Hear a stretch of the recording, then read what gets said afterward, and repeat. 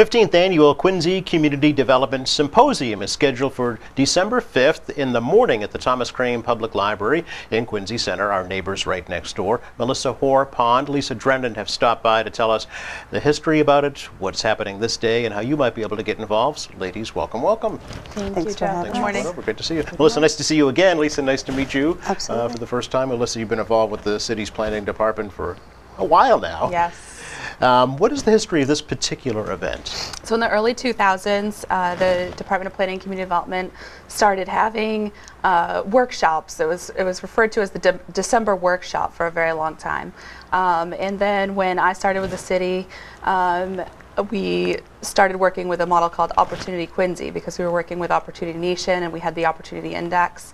And this year I counted back to see how many years we've been doing it, and I realized it was 15. So I decided it was time to celebrate that. Okay. 15th Annual Community Development Symposium. Okay.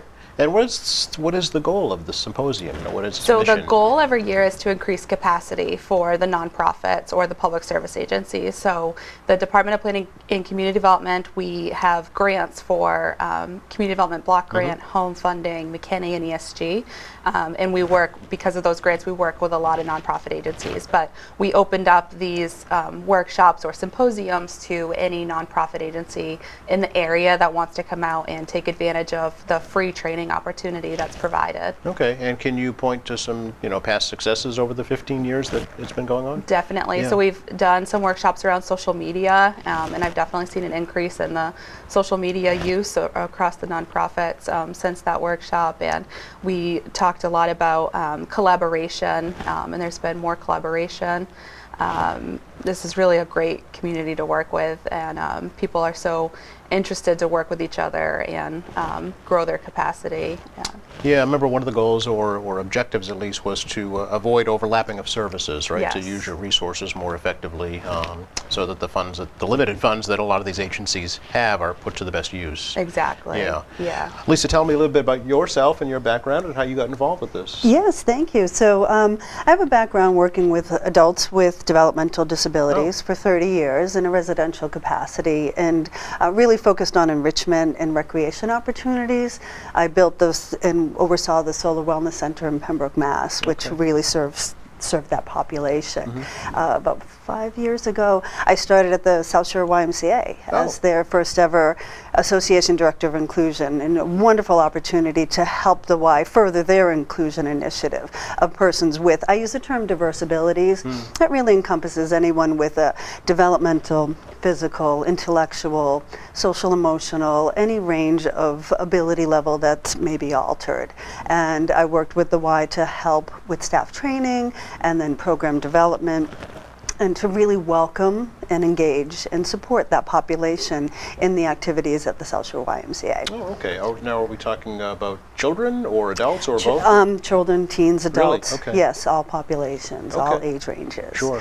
And in April, I went out on my own and started my own company. It's called Merge Diverse Abilities Inclusion Consulting, and that's when I got in touch with Melissa. And I provide training, consultation, and program implementation for any community organization with a recreation, social, sport, any type of social program out in the community. I work with them to help them to become more inclusive in their practices. Oh, okay. So Yes. what do you kind of hope to achieve at this Quincy Symposium? Yeah, well, I'm really I'm grateful for the opportunity and for for Melissa inviting me so we can raise up this conversation. And Yeah.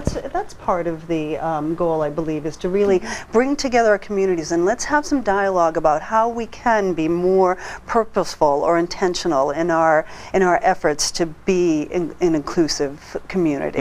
So at the training itself, we're going to be looking at some best practices that have been established, ways that you can integrate very simply into your organization some best practices that will help engage a more inclusive population. Okay, very good. And then we'll be breaking down some barriers as well. Really having some honest dialogue about what are the issues that an organization might have, what fears that might they have, misperceptions, and help to break that down and just to educate our participants with information that will help them to move back and go back to their organizations and say, okay, our next step is A, B, C, and D, and this is what we want to do in terms of being more inclusive and Yeah. opening our doors to persons with diverse abilities. Will this be something you think that maybe public schools could benefit from, or Absolutely. Yeah, okay. Yeah, no, absolutely. I think that that's a question I get asked a lot, Yeah. although I focus more on the recreation, Okay. like after, before and after the bells. Sure, yeah, yeah. But certainly the schools can learn a lot because the schools naturally have a system Sure. in place, Yes. but I think that the social aspect on how we can build up relationships between kids with and without diverse abilities to really have the social interactions is very important. And that happens in our recreation world, right? Okay, That's sure. where Yeah. we mostly have those opportunities for growth and true relationships based on common interest. But schools, certainly I would hope that they could come and benefit from some of the practices thinking in that mindset, what they can embrace and bring back to their programs. Okay, so Yeah. Melissa, this is a morning program, as I mentioned, December the 5th, 9:30 to 11:30 at the library. What will be happening? Who will be coming? Yeah, so the South Shore YMCA has agreed to be a contributing sponsor, Okay. which has been great. We know that they support inclusion, and they have a lot of anecdotal stories of success. So we'll be hearing from Laureen Browning to talk a little bit about that. And then Lisa will be our keynote speaker and our okay. solo speaker. And we're excited. We've already, overnight, we saw 25 registrations come in. So Wow, okay. we're excited about this. I expect a room full of people for sure. And we'll see how many come out. These vary between 14 to 75 people, Wow. depending on the topic. So I'm anticipating a really successful workshop with Lisa. And we started this conversation in 2015, and Lisa was one of our speakers at that workshop, talking about inclusion of different abilities. And now we're taking that conversation one step further. Okay, so this is not limited just to Quincy organizations then, right? It's, Exactly. Okay. Yeah. We've seen people come from Boston, Plymouth. Sure. Anybody in the area that's willing to come out is most welcome. Okay, do they have to sign up, register? Is there a cost at all? We have an Eventbrite. There Okay. is no cost. Okay. It's free to attend. And it's diverseabilityinclusion.eventbrite.com. Okay, So folks can go to that and register and sign up, just so that we know numbers. right, yeah. Yeah, just so we know how many people to prepare for. Okay, is there a deadline at all for folks to register? by? Just register before the event. Okay, 8:30 on December the 5th, right? Exactly. They'd So still we be- can put out the right amount of chairs. Still Yeah. be welcome, yeah, I'm Yeah. sure.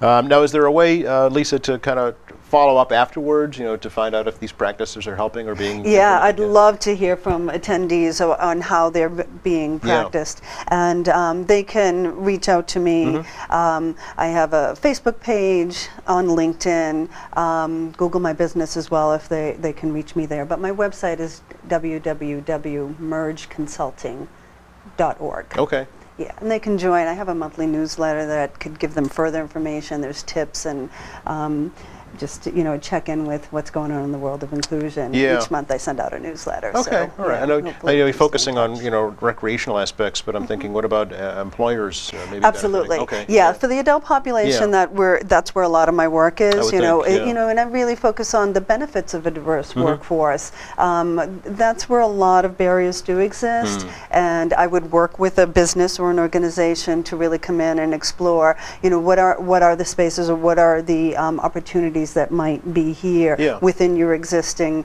model, your employee model, that jobs that could be filled with person with diverse abilities. Yeah, the biggest one I'm thinking of locally is Stop and Shop. I mean, they're known for employing Down syndrome folks successfully for many years. Yeah. They're very really recognized as being an employer with diverse abilities. Sure. So that's fantastic, and they support that population in that Yeah. way.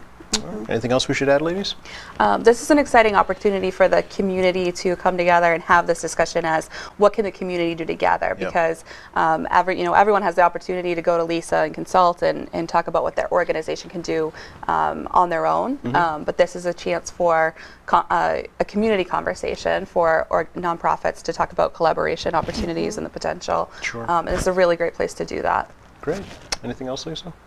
Yeah, I'm looking Okay. forward to seeing a nice variety of smiling faces there, willing to really have some great conversation and take part in some interactive activities where they can go home with some concrete steps on how to further their inclusion initiative. Great. Well, thank you both. Really appreciate it. Thanks for the opportunity. You're welcome. Hope it helps get the word out for you.